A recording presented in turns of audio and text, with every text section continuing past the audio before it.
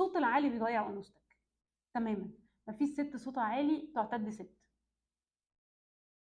مجرد ما عليتي صوتك انت شخص ضعيف، بتحاولي تخوفي اللي قدامك، والراجل مش هيشوفك ست. فالست صوتها ما بيعلاش. الست ما بتقولش الفاظ بذيئه، دي مش ست.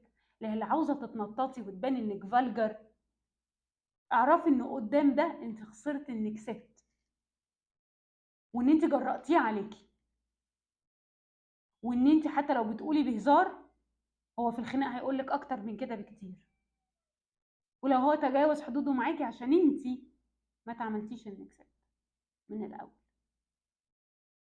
فاول حاجه بتحكم في انفعالاتي، ما بعليش صوتي، ما بغلطش، ما بعايرش. ما ينفعش ان انا عاوزاه يجي يحكي لي ويثق فيا وفي اول خناقه ما انت زي ما مامتك كانت بتعمل معاك، ما هي صاحبتك الاولانيه زي ما عملت، ما هي زي مراتك الاولانيه ما قالت، زي ما صاحبك الفلاني اللي شايفك كسل. ما بعايرش خالص. اول ما بتعايري انت بتدي مفتاح جوزك او اللي انت مرتبطه بيه لحد تاني او واحده تانيه.